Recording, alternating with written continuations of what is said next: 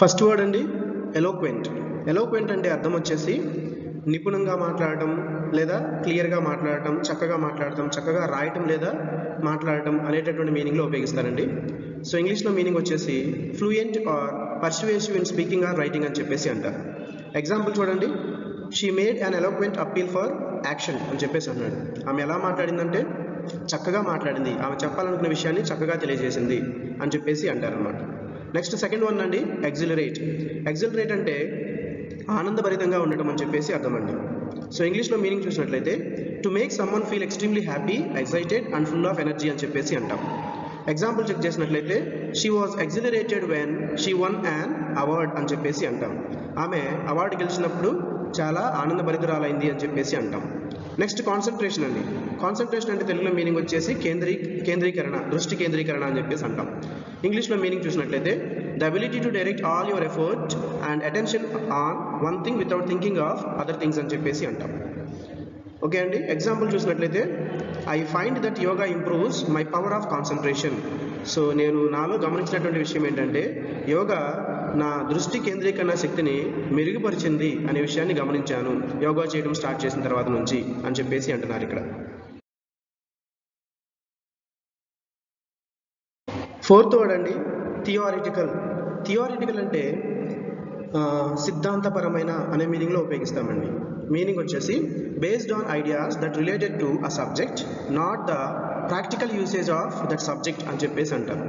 Example చూసినట్లయితే the first year provide students with a sound theoretical basis for later study అని చెప్పేసి అంటారు.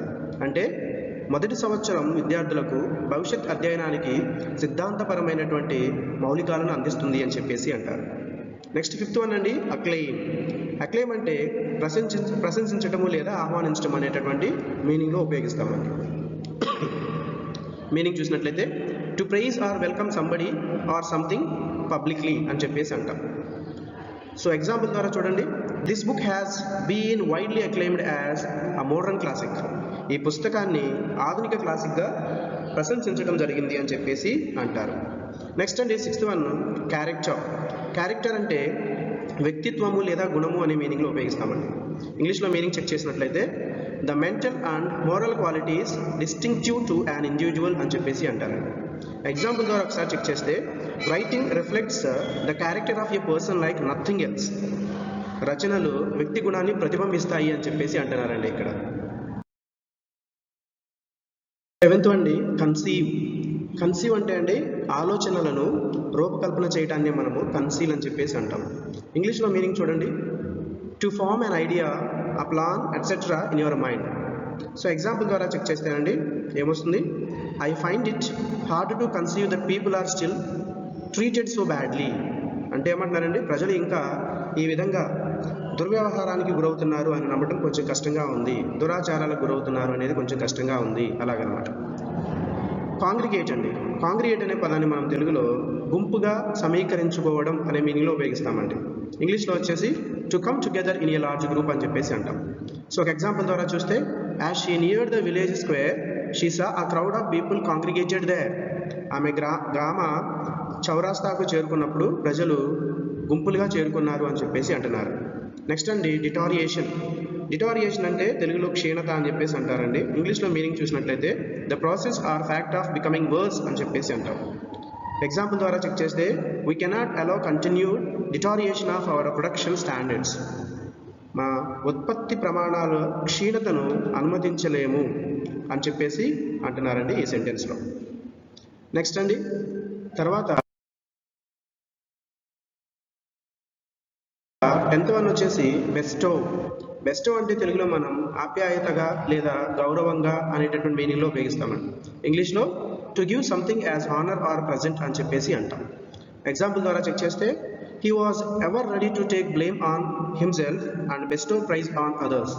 అతడు తన మీద తప్పును వేసుకొని లేదా తీసుకొని ఇతరులకు ప్రశంసలు ఇవ్వడానికి ఎప్పుడూ సిద్ధంగా ఉంటాడు అని చెప్పేసి అంటున్నారు. నెక్స్ట్ అండి 11th వన్ రెస్ట్. రెస్ట్ అనే పదాన్ని మనం తెలుగులో శ్రమతో లేదా కష్టపడి పొందటం అని చెప్పేసి అనే మీనింగ్లో ఉపయోగిస్తాం.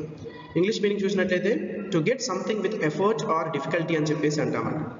ఎగ్జాంపుల్ ద్వారా చూసినట్లయితే ఈ పదాన్ని the men had returned to wrist back power అంటే ఏంటండి, వారు శ్రమతో అధికారాన్ని తిరిగి పొందడానికి వచ్చారు అని చెప్పేసి అంటున్నారండి ఈ సెంటెన్స్లో. నెక్స్ట్ 10th వన్ అండి, స్ట్రెనియస్.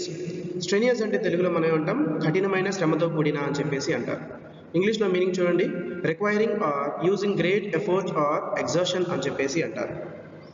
సో ఎగ్జాంపుల్ ద్వారా చూసినట్లయితే the government made strenuous efforts to upgrade the quality of teaching అని చెప్పేసి అంటారు.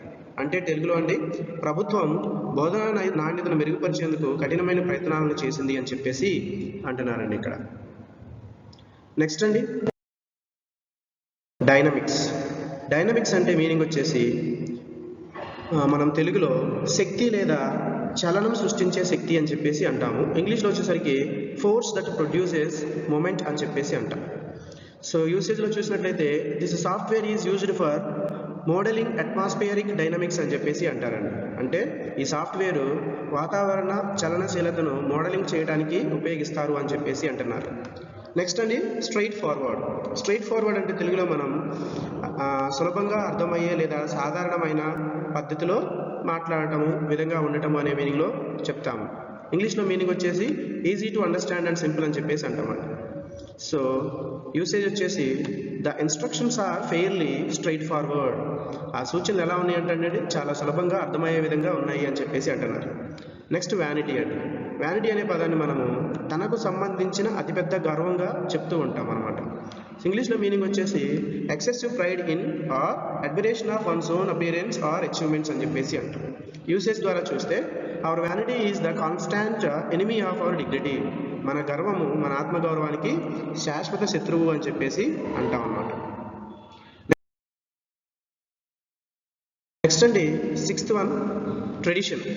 ట్రెడిషన్ అంటే meaning a custom or belief that has existed for long time అని చెప్పేసి అంటామండి ఇంగ్లీష్లో. తెలుగులో ఏమంటామంటే ఒకలాంటి సాంప్రదాయాలు అనమాట. ఓకేనా, స్థానికపరమైనటువంటి సాంప్రదాయాలు అని చెప్పేసి అనుకోవచ్చు.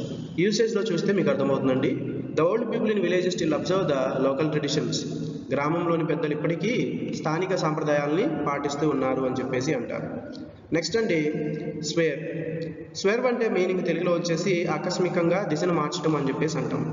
సో ఇంగ్లీష్లో చూసినట్లయితే చేంజ్ డైరెక్షన్ సడన్లీ అని చెప్పేసి అంటామండి. యూసేజ్లో suddenly Raju swerved the truck nearly missing a ban teenager on a skateboard అని చెప్పేసి అంటారండి. అంటే రాజు ట్రక్కును హఠాత్తుగా తిప్పాడు. ఓకేనా, అలాగనమాట. నెక్స్ట్ అండి, రెక్టిట్యూడ్ అని చెప్పేసి ఉందండి. రెక్టిట్యూడ్ అంటే తెలుగులో నిజాయితీ మరియు నైతిక ఆచరణ అని చెప్పేసి అంటారండి. ఇంగ్లీష్లో honesty and correct moral behaviour అని చెప్పేసి అంటారు. యూసేజ్లో చూసినట్లయితే we know that he has the moral rectitude to stand up to the vilest attacks and pressure అని చెప్పేసి అంటారు.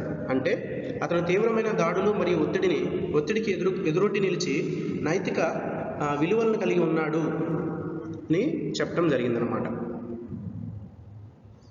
నెక్స్ట్ అండి, వ్రాంగిల్. వ్రాంగిల్ అంటే తెలుగులో మనం సంక్లిష్టమైన తగువు లేదా వాదన అని చెప్పేసి అంటామండి.